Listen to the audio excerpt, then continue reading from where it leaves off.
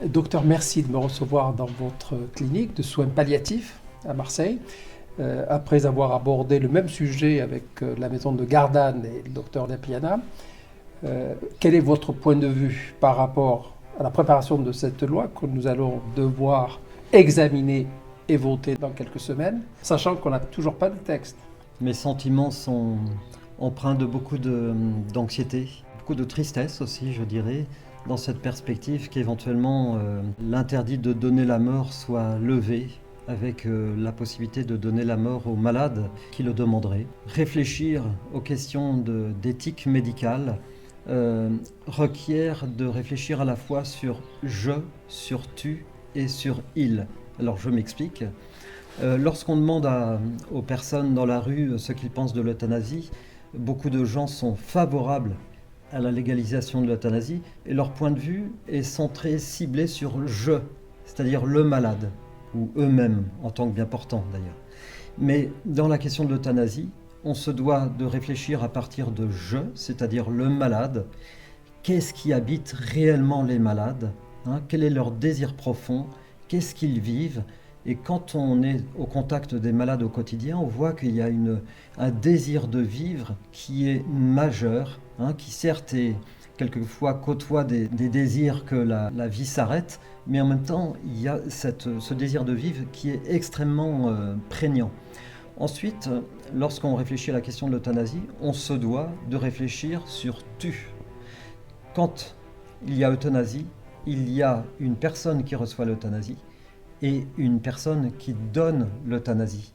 Et on ne peut pas réfléchir à la question de l'euthanasie sans réfléchir aux conséquences pour le médecin qui fait l'acte, pour l'infirmière qui fait cet acte, ou pour le proche qui donnerait le médicament, entre guillemets, à la personne qui se suiciderait, par exemple. Il y a des conséquences non seulement pour le malade, mais il y a des conséquences majeures pour celui qui est partie prenante dans cet acte. Et puis on se doit de réfléchir à il. Il, c'est la société, l'avenir de notre société. Il, c'est aussi l'avenir, c'est notre métier de médecin, d'infirmière par exemple. Si on demande maintenant aux médecins d'intervenir dans le processus de donner la mort aux patients, il y a quelque chose qui est complètement transformé dans le métier de médecin. Et je pense vraiment que de donner la mort aux personnes les plus fragiles entraînera un bouleversement, non pas que du métier de médecin, mais de notre société en général. Le texte n'est pas encore sorti, puisqu'il y a encore des auditions à l'Assemblée. On nous dit que la partie soins palliatifs va prendre quand même une bonne partie du texte. Faut-il développer les soins palliatifs et ne pas du tout toucher au texte, d'après ce que je comprends? Qu'est-ce que vous en pensez?